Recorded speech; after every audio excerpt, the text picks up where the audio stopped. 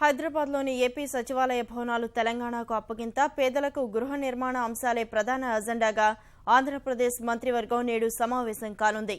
త్వరగా పోలవరం ప్రాజెక్టు పూర్తి, యువ విధానం, సాగునీటి ప్రాజెక్టుల పురోగతిపైన అమాత్యులు చర్చించనున్నారు.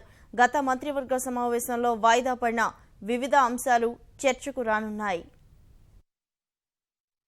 ముఖ్యమంత్రి చంద్రబాబు అధ్యక్షతన విజయవాడలో మధ్యాహ్నం రాష్ట్ర మంత్రివర్గం సమావేశం కానుంది. హైదరాబాద్ నుంచి సచివాలయం పూర్తిగా అమరావతికి తరలివచ్చినందున అక్కడి భవనాలను అప్పగించాలని తెలంగాణ ప్రభుత్వం లేఖ రాసింది. ఇటీవల గవర్నర్ విజయవాడ పర్యటన సందర్భంగా దీనిపై ముఖ్యమంత్రి చంద్రబాబుతో చర్చించారు. పార్టీ నేతలు ప్రభుత్వ వర్గాలతోనూ చర్చించి అభిప్రాయం చెప్తామని ముఖ్యమంత్రి బదులిచ్చారు. అదే రోజు జరిగిన పొలిట్ బ్యూరో సమావేశంలో ఈ అంశంపై చర్చించారు. ఇచ్చిపుచ్చుకునే ధోరణి అవలంబించాలనే అభిప్రాయానికొచ్చారు. హైదరాబాద్లో ఆంధ్రప్రదేశ్కు శాశ్వత ప్రాంగణమిస్తే సచివాలయ భవనాలు అప్పగించవచ్చనే అభిప్రాయానికి పొలిట్ బ్యూరో వచ్చింది.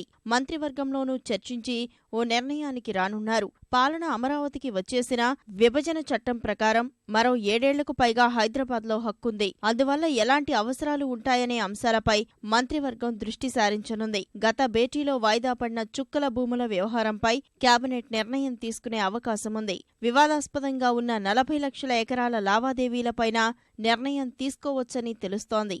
ఎవరి అనుభవంలో ఉంటే వాళ్లకే భూమిని దఖలుపరచడం లేదా క్రమబద్ధీకరించడం చేయాలని ప్రభుత్వం యోచిస్తోంది. రిజిస్ట్రేషన్ చట్టంలోని 22A నిబంధన ప్రకారం ఇచ్చిన నిషిద్ధ ఆస్తుల జాబితాలో చుక్కలున్న సర్వే నెంబర్లు చేర్చితే తర్వాత రైతులకు అసలు సమస్య అర్థమైంది. వారసత్వంగా వచ్చిన భూములు దక్కినవారు కొందరైతే కొనుగోలు చేసి రిజిస్ట్రేషన్ చేయించుకుని ఇబ్బందులు పడుతున్నవాళ్లు ఇంకొందరు.